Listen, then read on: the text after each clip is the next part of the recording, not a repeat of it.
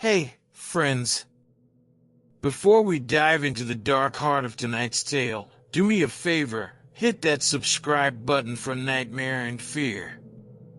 We're chasing our first 1,000 subscribers, and your support helps us share more eerie stories like this one.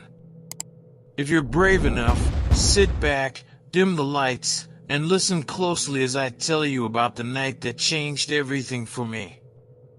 I pitched my tent deep in the remote pines, far from city lights or any cell towers. The late summer forest was alive with insect song as the sun dipped below the tree line. I noticed something odd. The tall firs and oaks seemed to lean slightly inward, as if curious onlookers. Every shadow under those ancient trees grew long and dark, but I shrugged it off, just my eyes playing tricks in the twilight. I wasn't alone. My two best friends, Jordan and Ava, were with me, along with a new acquaintance named Mark. We'd set out on this trip to celebrate graduating college, a few days free from routine. Ava was practical and arranged our gear swiftly. Jordan joked about whether the watchers in the trees would help make dinner. Dinner was cooking over the fire pit when I realized the forest around us had gone strangely quiet. Crickets and birds had faded into an unnatural silence, and even the rustle of leaves seemed stilled. Ava asked softly, "Do you hear that?" My heart thumped at the only sound, our fire's crackle, and none of us spoke. Each of us felt eyes on us from the darkness. That night we told ghost stories and laughed to keep the mood light. Mark strummed a guitar and Ava made esmores, but I kept noticing Mark glancing toward the darkness. Jordan dared us to think of our scariest tale. When I told the old legend of a forest spirit that steals memories, Mark stared into the woods with an odd expression. "Guys, maybe we should keep the fire burning all night," he joked. His voice cracked like he was forcing laughter. I looked past the campfire's glow at the trees beyond. Suddenly the air turned cold and I felt goosebumps despite the summer night. It was as if a pair of unseen eyes were watching me from the blackness. I forced a laugh I didn't feel. The night felt very, very alive. Finally, we crawled into our tents. I lay awake listening to the night sounds. Far off, a tree groaned and cracked, probably an old limb falling. I told myself it was nothing. But I kept thinking of the leaning trees, the silence, and Mark's pale face. Sleep came in fitful waves. I dreamed of whispering leaves calling my name. Dawn broke through the canopy, and I crept out to find Jordan and Ava already awake. They looked drained, like they hadn't slept at all. Jordan said he had the feeling someone had been standing over him in the night. Ava whispered that the fire pit logs had been moved around, as if someone had poked them. I checked my gear. The compass in my pack had flipped upside down, pointing east when we were north of here. After a hasty breakfast, Mark spoke up quietly. "Something's not right here," he said. The others nodded. I remembered a faded white symbol carved into the base of a nearby oak, something we had passed too quickly the night before. It looked like twisting roots forming a tight spiral. "I didn't carve that," Ava whispered. We all stared at the tree. Jordan tried to laugh it off as a prank, but even he didn't want to look at the symbol. Packing up felt surreal. It was as if something ancient watched us from the woods. I spotted small piles of pine needles arranged in strange patterns around our tents, patterns I hadn't made. One circle of sticks on the ground pointed like an arrow toward the forest path. "Guys, look at this," I said quietly. Jordan avoided my eyes and said, This doesn't feel right. Ava just shivered. We started down the dusty forest track. Mark was ahead, scanning the tree line. Suddenly he froze and pointed. I focused my camera on what looked like a tree trunk. But the closer view made my skin crawl. It was a figure, impossibly still, covered in moss and bark, with limbs twisted like cracked roots.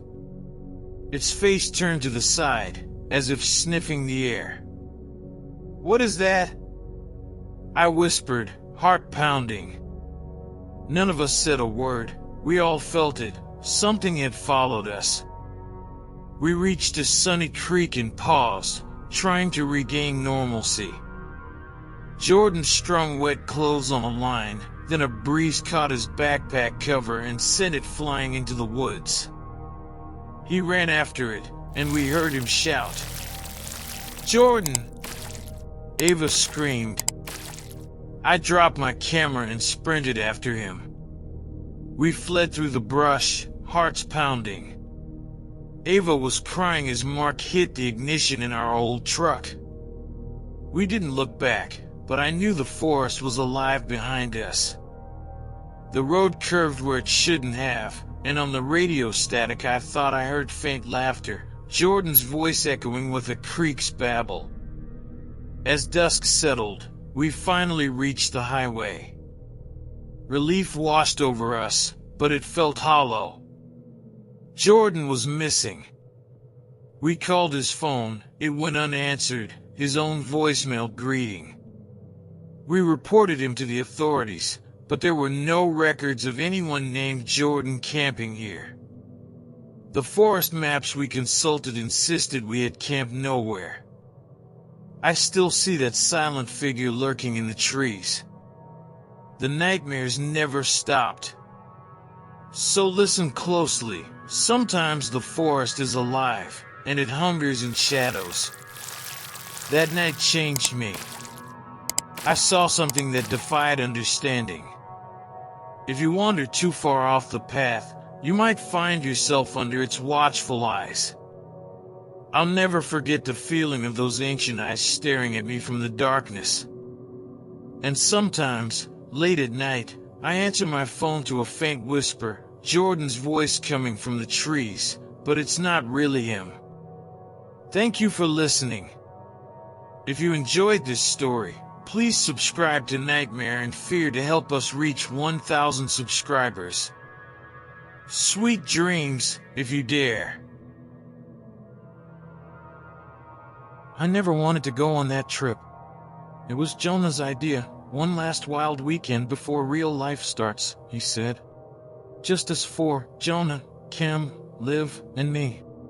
We'd all grown up together in the same dead-end town, and this was our final escape before jobs and rent and responsibilities swallowed us whole. He picked a place. Some forgotten patch of forest 3 hours north, by a lake that wasn't on any map. Black Hollow Lake, he called it. Said he found it on an old geocaching forum. No trails. No people. Just water, woods, and silence. We should have known that silence meant something else had already claimed it. The first night was normal, kind of beautiful, actually. The water reflected the stars so clearly it looked bottomless. Liv said it felt like the lake was looking back at us. Jonah laughed and threw a rock into it. The splash echoed, a little too long. I woke up in the middle of the night to find the fire still burning. Jonah was gone. I found him standing at the shore. Not moving. Just staring at the water. When I touched his shoulder, he whispered, I saw something down there. Under the surface. Eyes. The next morning, Jonah didn't remember any of it. He joked, ate jerky, skipped stones. But that night, he did it again. And the night after that. Always waking up, walking to the shore, staring down into the water. On the fourth night, it wasn't just Jonah. I heard a sound like bubbling breath beneath the earth. I stepped outside my tent and saw Liv standing ankle-deep in the lake. Her head was tilted down, her arms limp at her sides. I called her name. She didn't turn. When I reached her, she finally looked up. Her eyes were black. Not rolled back, not shadowed, just black. Like her pupils had swallowed everything else. Then she smiled and said in a voice that was not hers, "It knows you're watching now." She collapsed, choking, screaming. Water poured out of her mouth. Liters of it, impossible amounts. Cam and I carried her back to camp. Jonah just sat by the fire, silent. In the morning, she didn't remember anything either. We voted to leave, but the woods had changed. The path we came in on was gone. Every tree looked the same. Even the sun looked wrong, too white, too high. The lake was louder now. You heard it even when you weren't near it. A deep humming, like it was thinking. That night, Cam disappeared. We found his flashlight pointing at the lake. His boots were still on the shore. No splash. No screams. Just gone. Jonah started mumbling nonsense, symbols, circles, names we didn't recognize. He scratched them into tree trunks, carved them into his own arms. Liv finally snapped. She tried to swim out into the middle of the lake, screaming, "I can end it! I can end it!" I dragged her back. She bit me. Hard. Drew blood and whispered, "It's not under the water anymore. It's inside." That was the last night we were all together. I woke up the next morning to silence. Tents slashed open. Fire pit cold. Lake completely still, no ripples, no wind, just a perfect black eye in the earth. I ran. I don't know how I found the road, or how long I was in those woods. It felt like days. Weeks. I screamed at passing cars until someone stopped. Told the cops everything. They found nothing. No lake. No torn tents. No Jonah. No Liv. Not even Cam's boots. They told me I was dehydrated. Delirious. But I still have the bite mark. And sometimes, when I turn on the sink at night, I smell that lake. Some lakes don't hold water. They hold memories that weren't meant to surface. And if you feel something pulling you toward the shore, don't look down. This is Nightmare and Fear. Subscribe to help us reach 1,000 before the next story finds you first.